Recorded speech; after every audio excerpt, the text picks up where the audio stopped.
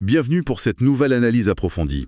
Aujourd'hui, on plonge au cœur d'une période vraiment critique pour le Maroc, le début des années 80, Oui, une période marquée par une crise économique et sociale très aiguë. et qui a débouché sur un plan d'austérité majeur. Imaginez un peu, fin mai 1991, le gouvernement annonce des hausses de prix, brutales, sur des produits essentiels, le pain, l'huile, la farine. Certaines augmentations allaient jusqu'à 77%. C'est énorme. C'est l'étincelle, en fait, qui va déclencher ce qu'on a appelé la révolte du pain.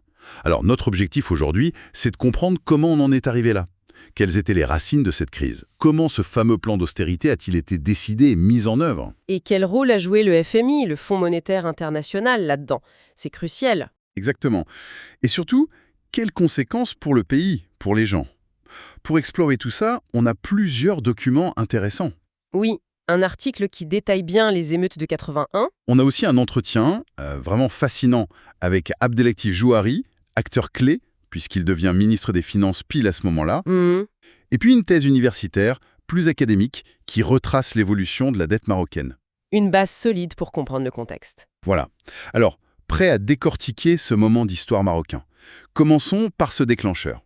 Cette annonce du 28 mai 1981. Des augmentations de prix massives. Oui, Ça tombe dans un climat social déjà très tendu. On parle de précarité, de fortes inégalités. Forcément, la pilule ne passe pas. exactement. Et c'est important de replacer ça dans le contexte global. On est juste après le deuxième choc pétrolier, 1979. Oui, Donc, au niveau international, les taux d'intérêt flambent, le pétrole est très cher, ça pèse lourd sur les économies comme celle du Maroc qui dépendent beaucoup des importations. bien sûr. D'ailleurs, Abdelatif Jouari le dit dans son interview, même avant d'être nommé ministre fin 81, il sentait bien que l'économie marocaine montrait déjà des signes de faiblesse. Assez inquiétant. Mhm. Et la thèse universitaire le confirme, le pays était déjà sur une pente d'endettement. Ça grimpait depuis les années 70, surtout la dette extérieure. D'accord. Donc, cette annonce des hausses de prix, c'est la goutte d'eau, quoi. Le vase était déjà plein de tensions économiques et sociales. Et la réaction, elle est immédiate et puissante. Les grands syndicats, l'UMT, la CDT, Oui, l'Union marocaine du travail, la Confédération démocratique du travail. ils appellent à la grève générale pour le 20 juin 81. Mais même avant cette date, ça commence à chauffer dans plusieurs villes. C'est ça, dès la fin mai, en fait. Des manifestations éclatent, ça dégénère en émeutes, à Oujda, Berkane, Nador. Oui, dans le nord-est, surtout au début. Et le 20 juin, la grève est très suivie. Et c'est à Casablanca que ça devient vraiment explosif. Ah oui, Casablanca. Des affrontements très violents entre des jeunes des quartiers populaires et les forces de l'ordre. Des scènes de pillage, de saccage.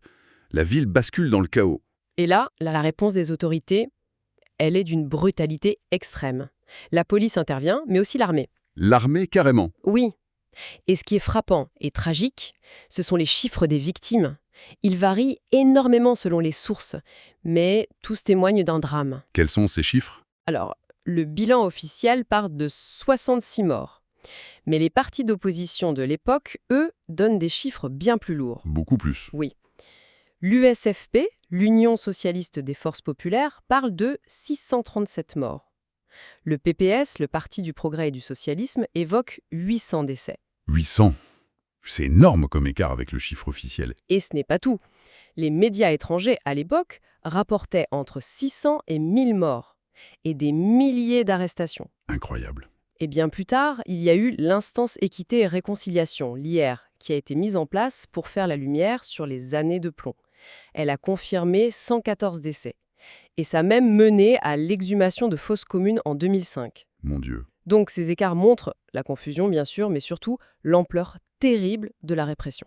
Oui, ces chiffres donnent vraiment le vertige. Ça illustre la violence de la réponse de l'État. Mais cette explosion sociale, aussi brutale soit-elle, elle ne sortait pas de nulle part. C'était le symptôme d'une crise économique qui couvait, n'est-ce pas Evelyne? Absolument. Les émeutes, c'est la partie visible de l'iceberg. Le mal était plus profond. Et c'est là qu'on touche au cœur du problème financier qui va mener tout droit à l'austérité. Tout à fait. La situation financière du Maroc était en réalité extrêmement précaire. Et là, le témoignage d'Abdelatif Jouari est saisissant. Il est nommé ministre des Finances en novembre 81 et il raconte un moment clé presque inimaginable qui se passe en février 1983. Oui, racontez-nous cette anecdote, elle est incroyable. Il est dans son bureau et le directeur du département étranger de la Banque centrale, donc celui qui gère les réserves de change du pays, entre. Oui. Il est apparemment tout pâle, complètement décomposé, et il lui dit « Monsieur le ministre, nous n'avons plus de devises. Plus de devises. C'est fou d'imaginer ça pour un État. Ça donne le vertige, comme vous disiez. » Il faut vraiment mesurer ce que ça implique. Plus de devises, ça veut dire que le Maroc est à quelques jours, peut-être même quelques heures, de ne plus pouvoir payer ses importations, celles qui sont vitales, le blé, le pétrole. Ah oui, quand même. Jouari raconte même avoir alerté le directeur du protocole royal de manière très directe pour bien faire comprendre l'urgence. Il lui aurait dit quelque chose comme « Peut-être que demain, la lumière que vous avez dans cette suite ne s'allumera plus. » Faisant allusion à une possible coupure d'électricité. Exactement. Faute de pouvoir payer le fioul pour les centrales électriques. C'est la quasi-faillite. Le point de non-retour. Le pays est au bord de la cessation de paiement. Il faut trouver une solution, et très vite. Et la réaction de Jouari, elle est immédiate, j'imagine. Oui, il demande une audience urgente avec le roi Hassan II. Il raconte avoir été reçu très vite, seul à seul avec le souverain. Il note même un détail, le roi portait une chemisette kaki. Ah oui. Il expose la situation, crûment, sans détour. Le roi lui demande ce qu'il compte faire. Et que répond Jouari? Il répond qu'il a besoin de 48 heures pour prendre contact avec le FMI, le Fonds monétaire international. Le FMI. Oui. Alors, le FMI n'était pas un inconnu complet pour le Maroc. Il y avait des consultations régulières, chaque année, dans le cadre de l'article 4 des statuts du Fonds. C'était normal. D'accord. Chance en quelque sorte. C'est ça. Et Jouari explique que c'est lors de son voyage à Washington, à ce moment précis, qu'il a vraiment compris toute la complexité des mécanismes d'aide internationale, de restructuration de dettes, notamment comment fonctionnait le Club de Paris. C'est quoi le Club de Paris? C'est l'instance où les États créanciers se réunissent pour renégocier les dettes publiques, les dettes d'État à État. D'accord. Et il découvre aussi le Club de Londres, qui est un peu l'équivalent, mais pour les dettes contractées auprès des banques commerciales privées. Je vois. C'est le début d'un long processus, j'imagine. Oui, un long processus de négociation et surtout l'acceptation de conditions très dures en échange de l'aide financière du FMI. Et c'est ça qui va mener à ce qu'on appelle le plan d'ajustement structurel, le fameux PAS. Exactement. Quand Jouari rentre de Washington, il rencontre au roi et il propose de créer une commission pour préparer une loi de finances rectificative qui intègre les mesures d'austérité demandées par le FMI. Il y a d'ailleurs une autre anecdote assez révélatrice qu'il raconte. Jouari suggère au roi qu'il faudrait peut-être couper dans le budget de la défense, un budget très important à l'époque. Ah oui, sujet sensible. Et la réponse du roi, selon Jouari, c'est « ça, c'est entre toi et moi ». Ce qui montre bien le caractère délicat de toucher à ce budget-là. Tout à fait. Et pour finaliser ce plan, qui allait engager le pays pour des années, le roi convoque l'équipe gouvernementale concernée pour un conclave. 2 jours dans sa résidence de Fès. Un conclave, carrément? L'idée, c'était de travailler à huis clos, sans contact avec l'extérieur, jusqu'à ce que le plan soit bouclé. Ça montre l'importance, la gravité du moment. Oui, absolument. Mais alors, concrètement, c'est quoi un plan d'ajustement structurel? Qu'est-ce que ça implique pour un pays comme le Maroc à ce moment-là? Alors fondamentalement, un PAS, c'est un programme de réformes économiques et financières très profondes. Et ces réformes sont la condition pour recevoir l'aide du FMI et souvent aussi de la Banque mondiale. D'accord, des conditions. Oui. L'objectif officiel, c'est de corriger les déséquilibres macroéconomiques qui sont jugés insoutenables. Typiquement, un déficit budgétaire énorme, une balance des paiements dans le rouge, une inflation qui s'envole, une dette excessive. La totale, quoi. Voilà. Et pour y remédier, le FMI préconise une série de mesures assez classiques, on va dire. On les retrouve dans la thèse qu'on a consultée et dans les travaux qu'elle cite, comme ceux de Cheryl Peyer, qui était d'ailleurs assez critique de ces politiques. Quelles mesures, par exemple? Typiquement, une austérité budgétaire très forte. Ça veut dire couper dans les dépenses publiques. Ensuite, supprimer ou réduire massivement les subventions aux produits de première nécessité. Ce qui explique les hausses de prix de 80 en partie. Commerce extérieur et du contrôle des changes. Le PAS marocain, il est formellement adopté en 1983. Et il va marquer le pays pendant plus de 10 ans. Jouairi mentionne aussi un conseil des ministres, probablement autour du 1er mai 1983, où le roi Hassan II lance officiellement ce PAS. Oui. Il aurait utilisé une métaphore guerrière, comparant la situation à celle de ses ancêtres partant au combat, et il demande à ses ministres de le suivre dans cette bataille économique. Il affirme même prendre la tête de ce combat. Une façon de mobiliser, de dramatiser l'enjeu face à l'ampleur des efforts demandés? Exactement. Et c'est intéressant aussi de voir comment Jouary décrit la relation avec le FMI pendant cette période difficile. Ah oui, on dit quoi? Il reconnaît que les règles étaient dures, les plafonds très stricts sur les dépenses de l'État, sur l'évolution du crédit. C'était pas facile. J'imagine. Mais il nuance un peu. Il parle d'une certaine intelligence et même d'une flexibilité relative de la part du FMI. Ah bon? C'est étonnant, on a souvent une image plus rigide du FMI. Oui, mais selon lui, le Maroc n'a jamais atteint strictement 100% des objectifs fixés dans les programmes, les fameux critères de performance, Ah, plutôt 95 à 97%. Et il dit que quand le gouvernement marocain arrivait avec des arguments solides, notamment sur les risques sociaux de certaines mesures, eh bien, le FMI pouvait apparemment se montrer moins dogmatique, accepter des ajustements. intéressant. Une marge de négociation, même limitée. C'est ça, et cette marge a sans doute été essentielle pour pouvoir appliquer un programme aussi impopulaire sans faire exploser complètement le pays à nouveau. Jouary souligne que cette capacité à argumenter, à convaincre, était clé aussi face aux autres partenaires, la Banque mondiale, les créanciers des clubs de Paris et de Londres. D'accord. Alors, au final, quels ont été les résultats concrets de ce pass? Il a duré une bonne partie des années 80 et 90. Est-ce que les objectifs ont été atteints? Est-ce que ça a marché? Alors, si on regarde les chiffres, les indicateurs macroéconomiques, la thèse académique montre qu'à la fin des années 90, oui, une certaine stabilisation était atteinte. C'est-à-dire? Le déficit budgétaire s'est réduit par rapport au niveau intenable du début des années 80. L'inflation a été maîtrisée. Et le poids de la dette totale par rapport au PIB, qui avait explosé, a commencé à diminuer un peu. Donc un redressement sur le plan financier. Oui. Et en parallèle, il y a eu d'importantes réformes de structure. Une grande réforme fiscale, introduction de la TVA en 86, de l'impôt sur les sociétés en 88, de l'impôt général sur le revenu en 90. Ça a modernisé la fiscalité. Exactement. Le secteur financier aussi a été modernisé. Des réglementations en 91, nouvelle loi bancaire en 93. Et bien sûr, le grand programme de privatisation des entreprises publiques lancé au début des années 90. D'accord. Donc, si on regarde les grands équilibres financiers, la modernisation de l'économie, on peut parler d'un certain succès, même s'il a été long à venir. Oui, mais ce succès macroéconomique, il a dû avoir un coût, non? On imagine que des mesures aussi dures, ça a eu des conséquences sociales importantes. Ah oui, c'est le revers de la médaille. Et il est lourd, très lourd. La thèse, comme beaucoup d'analyses sur les passes en général, souligne ces coûts sociaux très élevés. Par exemple, L'austérité budgétaire, ça a entraîné une baisse énorme des investissements publics dans les infrastructures, l'éducation, la santé. les services essentiels. Voilà. La réduction des subventions a touché directement le pouvoir d'achat des ménages les plus modestes, le gel des salaires dans la fonction publique, le plafonnement des recrutements. Ça a bloqué les perspectives de la classe moyenne, des jeunes diplômés. Et l'impact sur l'emploi a été terrible. Le taux de chômage officiel est passé d'environ 10,7% en 1982 à 16% en 1994. Ça a touché massivement les jeunes en ville. 16%, c'est énorme. Oui. Et globalement, les services sociaux se sont dégradés.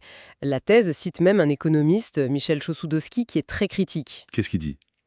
Il avance que le but premier de ces plans, ce n'était pas tant le développement du pays qui s'ajustait, mais plutôt de garantir que les créanciers internationaux soient remboursés. Ah oui. Comment autrement? En réorientant l'économie vers l'exportation, vers l'ouverture aux capitaux étrangers, quitte à sacrifier le marché intérieur et le développement social. C'est une critique radicale, évidemment, mais elle pointe bien la tension fondamentale entre les objectifs financiers et les impacts humains de l'ajustement. D'accord. Et après cette longue et difficile période d'ajustement, comment la situation a-t-elle évolué? Le Maroc est sorti de cette dépendance vis-à-vis du FMI. Alors, le pays a effectivement remonté la pente, comme le dit Jouary. Mais ça a pris du temps, près de 20 ans, selon lui, pour retrouver une crédibilité économique et financière solide. 20 ans. Oui, la gestion de la dette est devenue plus prudente. Et il y a un élément intéressant qu'on voit dans un graphique de la thèse. Après l'an 2000, la structure de la dette a progressivement changé. Comment ça? L'État s'est davantage financé sur le marché intérieur, Au Maroc. ce qui réduit sa vulnérabilité aux chocs externes et aux conditions imposées par les bailleurs de fonds internationaux. C'est une stratégie pour regagner de la marge de manœuvre. Exactement. Et Jouary note aussi, avec une certaine satisfaction peut-être, que le discours du FMI lui-même a évolué avec le temps. Ah oui. L'institution, sans doute en tirant les leçons des critiques et des échecs passés, a commencé à intégrer dans ses analyses des dimensions qu'elle ignorait largement avant, comme la lutte contre la corruption, la nécessité d'une croissance inclusive qui bénéficie au plus grand nombre, ou l'importance de mieux cibler les aides sociales pour protéger les plus pauvres pendant les réformes. C'est intéressant de voir cette évolution, même si elle est tardive. Et Jouari, il insiste beaucoup sur un point dans son interview, l'importance de maintenir les équilibres macroéconomiques. Pour lui, c'est une question de souveraineté. Qu'est-ce qu'il entend par là? Oui, c'est vraiment son leitmotiv. Il répète que préserver les grands équilibres, c'est-à-dire maîtriser le déficit, l'inflation, la dette, c'est une partie de la souveraineté nationale. Pourquoi? L'idée derrière, c'est qu'un pays qui perd le contrôle de ses finances publiques perd sa marge de manœuvre politique. Il devient dépendant de l'extérieur, comme le Maroc l'a été de façon dramatique dans les années 80. Donc, maintenir ces équilibres, même si c'est difficile, ça permet de garder les rênes de sa politique économique. C'est une condition pour être maître chez soi, en quelque sorte. C'est un peu ça. Et il lie aussi cette crédibilité retrouvée à l'indépendance de la Banque centrale, Banque El Maghrib. Une indépendance qui était d'abord informelle, puis qui a été inscrite dans la loi. Et pourquoi c'est important, l'indépendance de la Banque centrale? Et financière, ça rassure les marchés, les partenaires internationaux. Et c'est tout cet ensemble, la discipline budgétaire, les réformes structurelles, l'indépendance de la Banque centrale, qui a permis au Maroc, bien plus tard, à partir de 2012, de bénéficier de la part du FMI de lignes de crédit, de précaution et de liquidité. Les LPL, puis les FCL. C'est quoi ces lignes de crédit? Ce sont des instruments financiers préventifs. Ils sont réservés aux pays qui sont considérés comme ayant des fondamentaux économiques solides et une bonne gestion.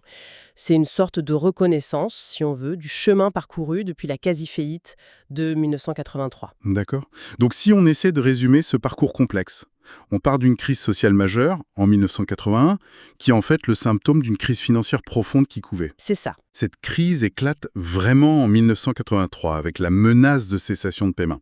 Ça force le Maroc à faire appel au FMI et à adopter un plan d'ajustement structurel très, très contraignant. Oui, avec toutes les mesures dont on a parlé. Ce plan a permis, sur le long terme, c'est vrai, de stabiliser l'économie, de la moderniser structurellement, mais au prix d'un coût social très élevé pendant de nombreuses années. Le fameux revers de la médaille. Voilà. Et depuis, le pays a cherché à consolider cette stabilité, tout en essayant, peut-être, de mieux intégrer les impératifs sociaux dans ses politiques. C'est une bonne synthèse, oui. Et ça nous amène à une question plus fondamentale, je crois, qui dépasse le cas marocain des années 80. Laquelle? Comment un pays peut-il naviguer entre deux nécessités? D'un côté, la nécessité, parfois vitale, de mener des réformes économiques structurelles pour assurer sa viabilité financière, des réformes souvent dictées ou très influencées par des acteurs externes, comme le FMI. Oui. Et de l'autre côté, l'impératif tout aussi crucial de préserver sa cohésion sociale, de protéger ses citoyens les plus fragiles, de maintenir une légitimité politique pour mener ces réformes. C'est l'éternel dilemme entre l'économique et le social, en somme. Exactement. Quelle est la marge de manœuvre réelle des gouvernements face aux marchés financiers, face aux institutions internationales? La thèse cite d'ailleurs une réflexion intéressante du FMI lui-même qui date de 2002. Ah oui. Le FMI reconnaissait qu'un programme d'ajustement, pour être vraiment durable, ne devait pas seulement être économiquement cohérent, mais aussi socialement et politiquement acceptable. Une prise de conscience, donc. Peut-être. Trouver cet équilibre délicat, c'est sans doute là que se joue la véritable souveraineté économique aujourd'hui. Comment on conçoit et on met en œuvre des politiques qui soient crédibles pour les partenaires extérieurs, certes, mais qui soient surtout justes et soutenables pour sa propre population. C'est une vaste question, hein. Elle mérite réflexion, je pense.